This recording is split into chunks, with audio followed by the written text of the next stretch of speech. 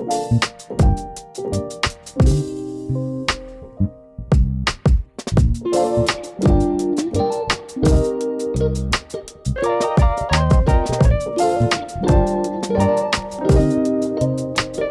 and welcome back to my channel, The Diligent Doc. Today I'm going to be going through the mistakes that I made when I was a medical resident and how I wish I could go back in time and change those things. But they were useful mistakes because I have learned a lot from them that I've implemented in my current life now as an attending physician. Without further ado, let's jump right in. The first thing I wish I knew that I didn't know much about when I was in residency was about nutrition. Nutrition is something surprising that you might not have expected to talk about when it comes to being a resident, but it was absolutely essential and important for myself and other people to know about proper nutrition, especially when you're in a high stress environment and a high stress job. Nutrition was something we never learned about really in school, except for some bare minimum things like vitamin deficiencies and so forth. But I really have had to self-teach about nutrition throughout the years because it's not something that's usually in the curriculum unless you go to school for nutrition or something. So when I was a resident, and this was back between 2010 and 2013, I was still in my mid-20s. I had come from a place where I could eat whatever I wanted when I was younger, and then as I got older, I found that that wasn't working out for me anymore. You know, I found myself gaining a lot of weight and being really just lethargic and not energetic, and I really couldn't figure out why that was happening when I hadn't really changed how I was eating. I'm sure that the stress had a lot to do with it, and also being on call as a resident where you're working overnight shifts every 3 or 4 nights is pretty taxing on the body, and the nutrition options that we had in the hospital were pretty slim pickings.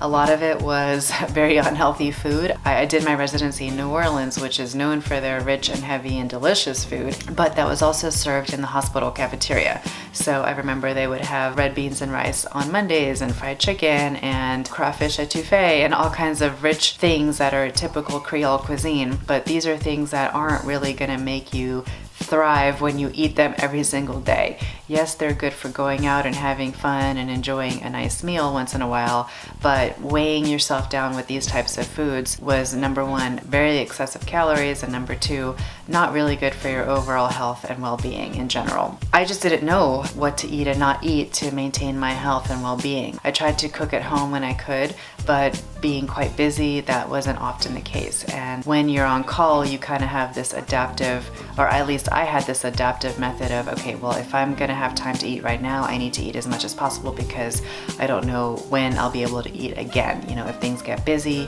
the cafeteria is closed, or the snack room has horrible and unhealthy snacks that, you know, you don't wanna be reliant on those things. You wanna have a good hearty meal.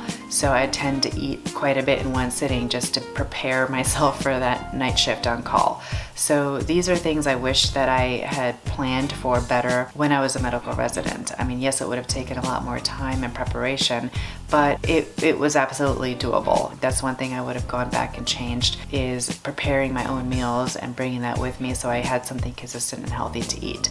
The second thing was I just didn't really know what was healthy. You know, at that time I was gaining some weight and I was trying to figure out how to lose that weight, and a lot of it had to do with calorie counting. And what I've learned in the past 10 plus years is that you can count calories all you want, but if the quality of the food you eat is not good, you're not really doing yourself favors. You could eat 1,200 calories a day and that could be all Twinkies, but is that going to help you thrive and maximize your well-being? No. So that's something that I wish I had known back then too, is not to focus so much on calories, but to focus on good quality, healthy, nutritious, and variability in the nutrient content of the food I was eating. Along with nutrition, that also impacts your stress levels. So I found that when you eat for your body and for your nutrition, that helps to lower stress because you're just nourishing your body. You're nourishing the cells that are doing all the work every day in your body. So that helps with stress management. When you're eating a bunch of processed food and sugar and high density calories and fat all the time, that's not really going to help you settle down and manage stress effectively. So that's one really, really big thing that I would go back and tell myself as a medical resident, and even as a medical student.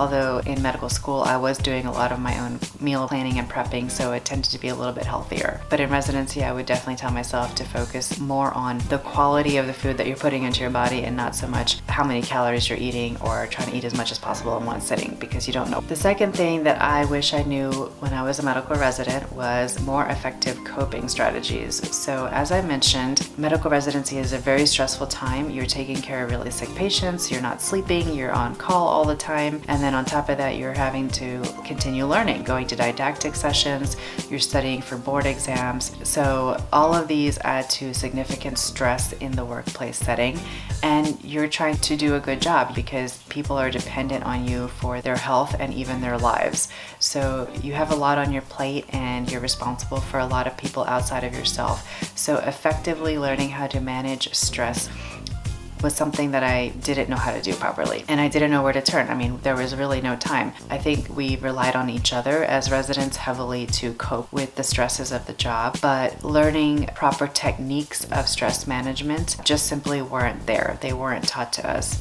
There's a lot of joking now about resiliency training in residency or in your job as a doctor, because that's just something that we kind of had to grit our teeth and go through back then 10, 13 years ago. But now it's kind of more to the forefront of how to deal with these stressful aspects of the job. They're not perfect, but at least they're a step in the right direction of focusing more on how can we manage our own internal stress so that we can continue to do this job for the long run. Going along with stress management, the third thing that I wish I knew as a medical resident was more effective ways to practice self-care. Self-care is a buzzword that we all know about now, and there's a lot of misconceptions about self-care and what that means. It's not always about taking a bubble bath or putting a face mask on. A face mask is something I never do. Going to get a facial is something I would like to do, but it's not something that I feel inclined to make a priority for myself. For someone else, that might be very much part of their self-care, and that is great for them if that helps them feel better. But one person's self-care is not the same for everybody. So kind of figuring out back then, when self-care wasn't really a buzzword or talked about, what are ways that you can recharge your battery? Actually, to give my medical director credit, during that time, he did talk a lot about recharging your battery so that you can go out and continue to do this difficult work of practicing medicine and learning medicine. But it seemed kind of silly to me at the time, because you can talk all you want about recharging your battery, but what are concrete ways that you can do that? I didn't really have a set way of practicing self-care at that time. Exercise was kind of off and on. I exercised much more consistently when I was a medical student, but once I got into residency, again, time was just limited and I didn't make the time. I did have a gym membership briefly, and whenever I would go, I would feel great, but I didn't make it part of my routine in any way. Other things I did for self-care was I had a membership to a massage place that you could go and get a monthly massage, but again, I just didn't make that a priority where I would actually physically go and get that massage. A lot of it was, I had to drive a little bit farther out from where I lived to have the massage. It felt great when you're getting a massage, but then it's just a once a month thing, and it just didn't feel like it was impacting me or helping me enough to keep up with it. Outside of that, a lot of self-care that we practice as residents in New Orleans was going out with friends, a lot of alcohol, and a lot of heavy eating. That was a lot of soothing behavior. In the moment, it's soothing. However, the long-term effects of it are really detrimental. I wish that self-care was a topic back then, or at least I knew of better ways that I could practice that for myself, where it was something that wasn't sporadic once a month or once every 6 months, but something that was much more consistent to, as I say, recharge the battery. And part of self-care when you're a medical resident and dealing with quite sick patients, dealing with things like people just don't have access to healthcare or access to medical insurance.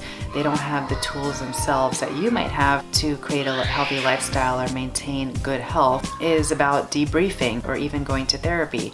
Going to therapy was something I never even considered back then. It's not something that was as readily accessible, I think, back then as it is now. And there was a lot that I should have been going to therapy about back then that I just didn't know about. So I think that would have been useful to know about or consider as I was dealing with the stresses of life and work. Debriefing is another thing. This is something that even in my job today, we talk a lot about, because in palliative care, we see a lot of really horrible situations for patients, especially when when they are young and they have serious illness, or there was a situation at work, for example, where it may have caused a lot of moral distress for the people taking care of the patient. So we see a lot of sick patients or patients who are very young with serious illness, and we often see a lot of medical interventions being done that really are not helping the patient long run, and they can add to suffering. So these are episodes where we or other people on the team, like nurses or therapists, they experience a lot of moral distress around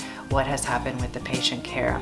And debriefing is something that we are starting to talk about more, where we kind of get together and hear everybody's perspectives on what happened during that patient case. Because for me as a palliative care provider, I may feel that the decision to stop therapy or go into hospice care was the right decision for the patient, but somebody else may have a completely different take on it, and they may feel that they disagreed with the decision because maybe the patient was very young and they didn't feel like hospice was appropriate, that they still needed to keep fighting.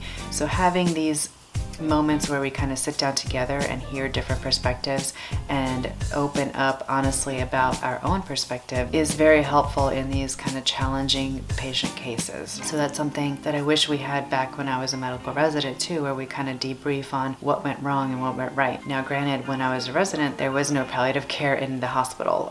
There was no set team for palliative care. We kind of had to do that ourselves, and we were at a loss on how to do this effectively or properly. A lot of times it was just watching patients really die bad deaths, and there was nothing that we could have really done to stop it. Debriefing about it with our colleagues or with our attendings or even with the nursing staff, because they're the ones who are there for the bulk of the patient care, would have been really helpful as far as dealing with stress and managing the complexities of doing this job. And the fourth thing I want to talk about that I wish I knew more of as a medical resident was about finances or financial independence or financial literacy. In residency, that's really the first time that you're making an actual paycheck. You know, up until that point, you've been through school and you're paying someone else, but now you are getting a paycheck. But living out of state, I was also paying for my own apartment, paying for my groceries, paying for things like my gym membership and my massage membership. And some of those things I could have done without. Like I said, if I had known better, I would have channeled my money into things that were actually fruitful for me and not things that I wasn't using all the time. Also during residency, I was starting to pay back my medical student loans.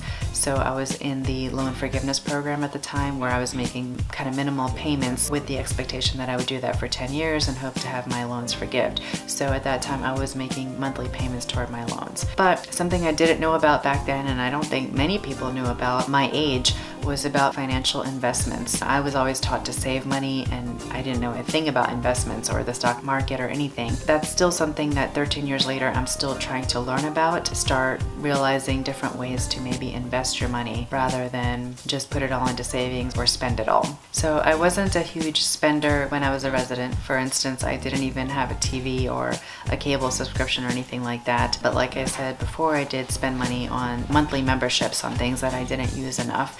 So I would have really buckled down and tapered down my finances and what I was spending money on, especially things like going out to eat a lot. Again, that was a form of self-care and enjoyment because I was going out with friends and unwinding. So in a way that was good, but in other ways it was bad because I was spending a lot of money when I could have saved more money and built more of an emergency fund for when it was needed. These are things that I wish I had known about better when I was a medical resident. So I hope these are useful to you if you are entering medical residency or graduate school or even your first job, that these might be useful tips as you embark on your next steps. Thank you, and I hope to see you in my next video.